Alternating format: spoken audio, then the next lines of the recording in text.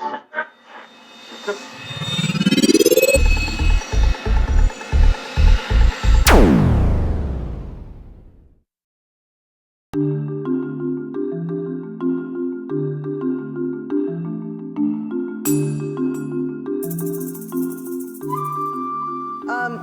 here because I thought it was going to be a really good idea to do this class with Dorothy after she asked me to, and I'm like, great.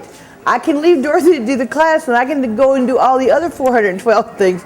But no, they brought me up here. They made me do it. They took my phone, my Bluetooth, and my radio. You see, I know how Tish is about this. And she always has intentions of doing a class, and then it doesn't happen because she's too busy. So I actually threatened her with a particular house guest to get her to agree to this. And so for the last hour, I've been hunting her down. And so she was relieved of all of her electronic equipment. She has no phone bud. She's got no phone. She's got no radio. She's got no nothing. And here she is. The pockets so you are need empty. to give her a round of applause because this has never happened before. Then you have to give Dorothy and Star a round of applause because otherwise I would still be doing something else somewhere else, not here. So this is magic class. How many of you practice magic? What are y'all doing here? Always more. Something different. Aha. And now for something completely different.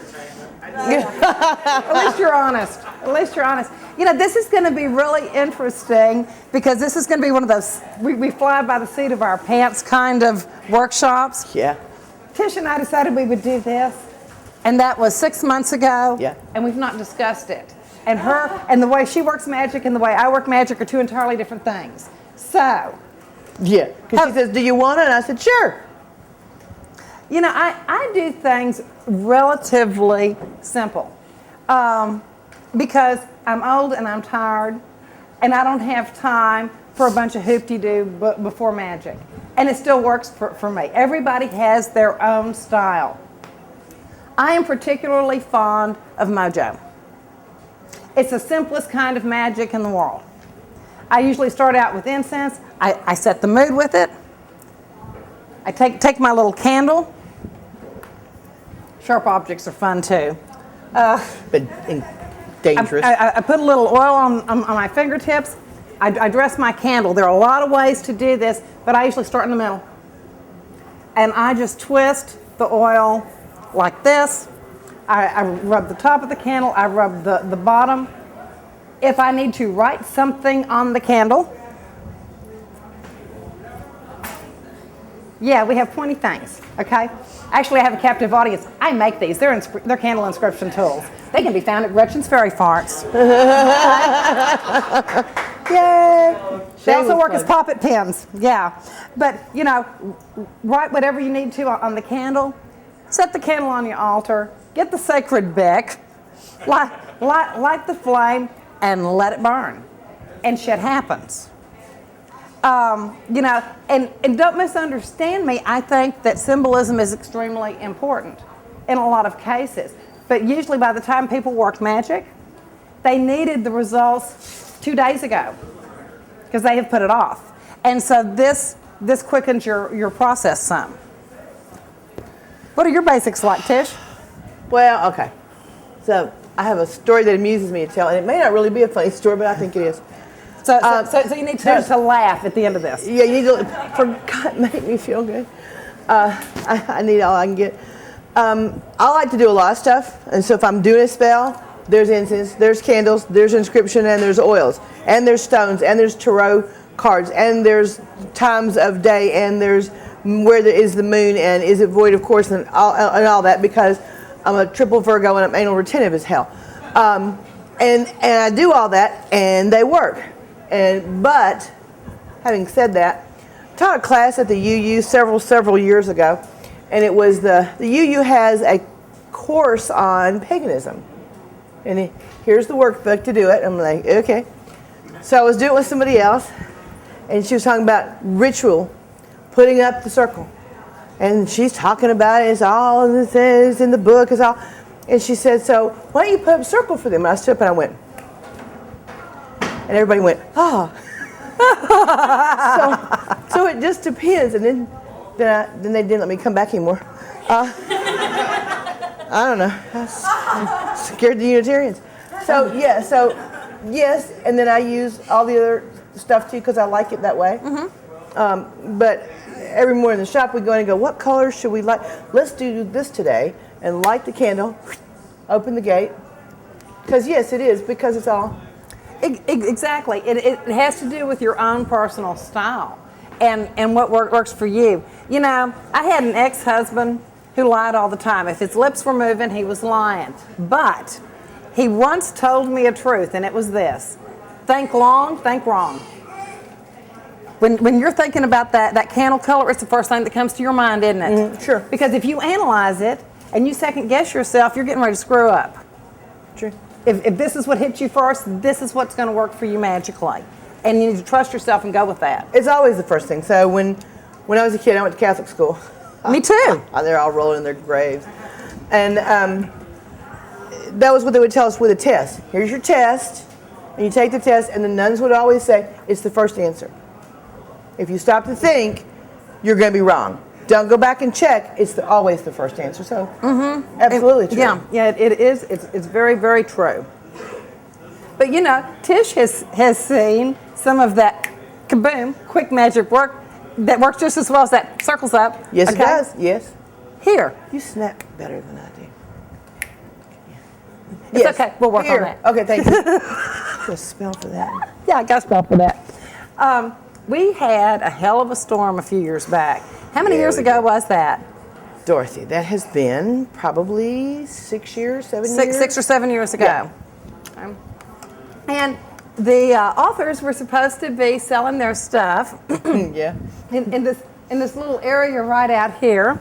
And I walked out there with my books, and I got caught in this damn storm with a man who had been following me around the whole time. And he was a lovely guy, but I couldn't get away from him. And bless his heart, he's now passed over, and his name was Ken Ballou, and he was the silver witch. Some of you know exactly who I'm talking about. He did all this great silver work, and he vended here. So I am stuck under this thing with him, and this little tent, and in less than 5 minutes, the water was up around our ankles. It was coming down that hard. And you know, there's nothing that bonds a friendship so quickly as a common enemy. And that day it was the rain and the wind that was the common enemy. And we had these poles, and we were trying to get the water off the top of this tent before the damn thing collapses on us. And I've got books, and we don't want those to get wet either. And so we're working at this, and we're working at this, and we're working at this. The winds were horrible. In fact, we had some people that were selling hand-blown glass stuff. Pottery and I mean, stuff, yeah. you know, people's vending booths, the awnings were blowing away. Their shit crashed to the ground. Broke a bunch of their stuff. It was horrible. Billy. Yeah. And Billy's in the kitchen. He's a big guy in the tie-dye, if you don't know who I'm talking about. He had 2 pop-ups, and when I ran out onto the field, he's standing and holding them, and he's this to keep him from blowing away, and I'm like, holy crap. Yeah, I mean, we're in trouble. This was like hurricane force winds. It was. Okay? It was unbelievable. And the rain and so on and so forth. So after this is said and done, we send people over to try to help out the glass merchants, and I was really proud of our community because I think everything they had left was we bought, and we gave them money to boot and so on and so forth. But it was still going to rain. And so Tish and I are talking in the kitchen, and we decide we need to stop this rain. Because we're done. Because we've heard, been watching the radar. It's coming again. We're not going to have any more of this shit. And so she says, so Dorothy, what do you think we ought to do? And we did a little almost nothing thing, and I clapped my hands and I said, it's done, it's fine. The sun came out. It's good. See, y'all don't know this, but my one talent is working the weather. Okay? So everything's lovely. We breathe a sigh of relief, and all of a sudden we hear, what is it we hear? a fool with a didgeridoo, which calls rain. Yes. And he's sitting out in the middle of the field, and we're on the back porch smoking. It's been at least 7 years because I've been quit about that long. Okay. And we're smoking, and we hear it, and she looks at me, and she does this, and she looks around, and she said, send someone to kill him. There's a man with a didgeridoo. He's in the field. Subdue him quickly. We've never seen him since. No, he went I don't know what poof, happened. He was gone. He's just poof, gone. But I was so mad. I thought I was going to have a fucking stroke right there, you know? It's like, God. Little veins in her neck were. Oh my God, this is bad. Oh, God. So, you know. Could be he's a frog, and that's why we haven't seen him since. Ribbit, ribbit. Ribbit, ribbit. So, who has, as far as Magick goes, y'all really did come here for some reason. Somebody's got questions about how they want to work something. Who's got a question about that? Nobody. We can just keep talking. Now, look, Amanda, what? Okay. Okay, all sugar. right, do it. See, I knew somebody did. It's because she's psychotic. That's Okay. okay. My dad did not have cancer. He doesn't have it right now, but we're going to find out next year. Okay. I need a really positive reaction. To start with, you need to start him on a tablespoon of blackstrap molasses in the morning and a fuck me. Well, That's where I'm okay, going with my okay, because I'm going, here, I can do this. okay. No. Now you're going to laugh at this, and you're going to have to take this seriously, okay? Because it's a fun exercise. But I've used this on cancer victims. I used it on me. I had lymphoma. I was allergic to chemo. And they told me that radiation might not take care of everything, and I've been fine for 35 years. Okay? Do you remember the Super Mario Brothers Nintendo game? Okay. Okay, good.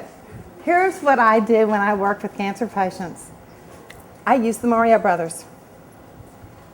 I filled their little buckets with seafoam green paint. And I give them paint rollers. And wherever the cancer is neon red.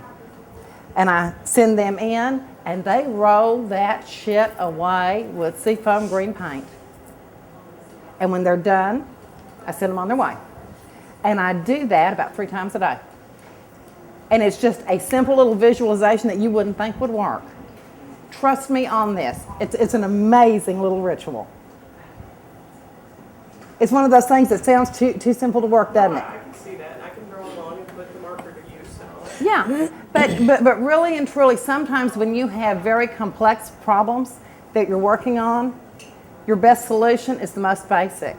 But he's the most sober man I've ever met. I used your toilet paper thing to get him to stop smoking, and he just goes, "Oh God."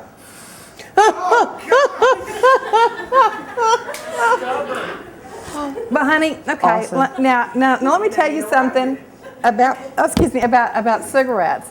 And Judica and I were talking about cigarettes and other things that people think are bad habits that make you sick. I believe that it has to do with your specific genetic makeup as to whether or not certain things make you sick. I think it also has to do with how you feel about the thing you're doing. You know, do you feel guilty over it? Now, the fact of the matter is, I have always fought my weight. I've always had a weight problem because, and I think one of the things is, I've always felt guilty about every damn bite of food I put in my mouth. Now, I still eat, but I feel guilty about every calorie that goes in. Well, that's right.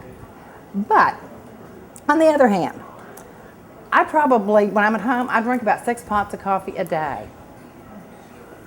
Okay? Now, I'm absolutely fine, and I'm not really hyper.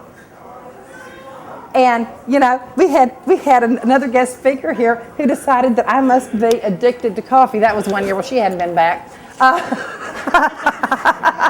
She may be a frog too. I hadn't checked. Yeah. But, she, you know, the fact of the matter is, it was like, so what? You know, the rest of the folks out here are addicted to breathing air. So, I mean, you know, let's look at things the way they are. But, you know, has it hurt my health? No. I got tickled a couple of years ago. I had to have, they found something that was interesting in this pre-colon cancer test thing that I did. So I had to make an appointment to get a colonoscopy. Well, I'm so healthy, I don't have a regular doctor. Haven't had one for 15 years, I guess. And so I have to find a doctor who can refer me to somebody to do this colonoscopy. So she decides, since I haven't been to the doctor in all these damn years, I got to go through this Barrage of tests.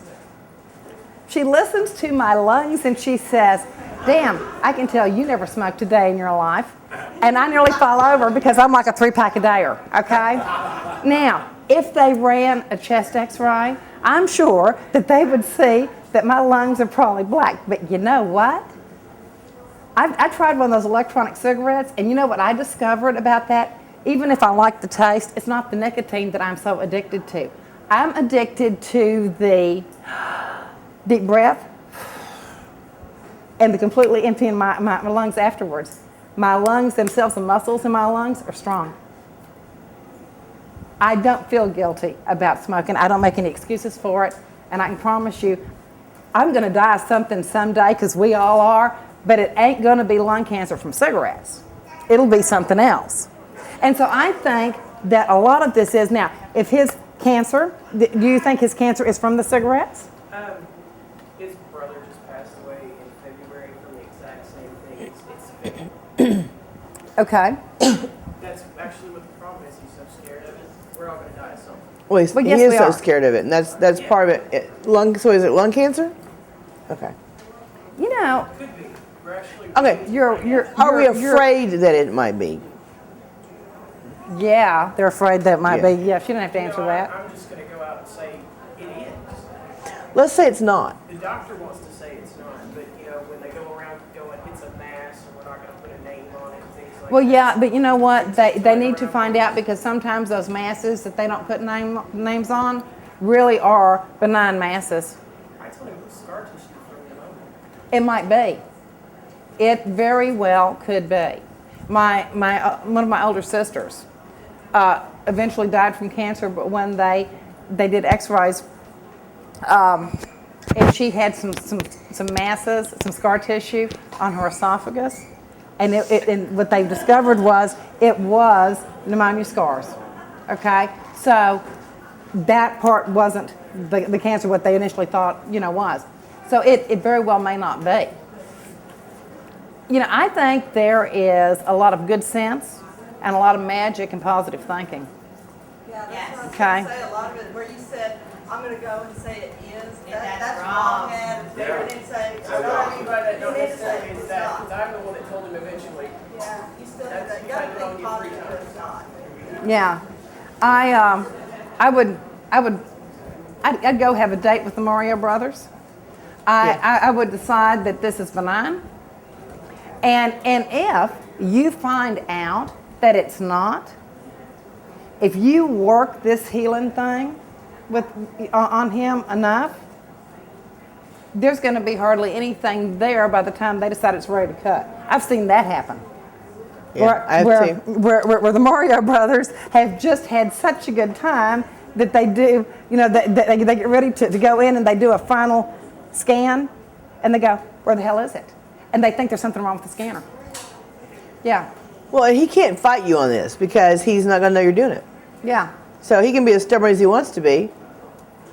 The Morrell brothers will still do their job. And the other thing is, I would probably do, if he is terrified, and he's probably too stubborn to admit he's terrified, but if he is, if you think that's part of it, then work on those fears.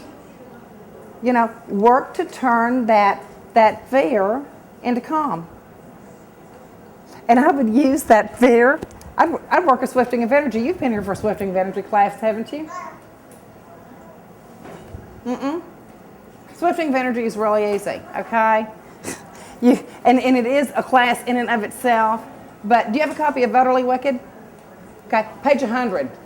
Okay, go look. It's what you use if you have fucked up, and you need to remove the mother of all curses. Okay, but it can also be used for this. And what you're going to do is you're going to use his fear and your own fear of this to fuel this thing, and turn it into peace and calm, or make the end result basic good health.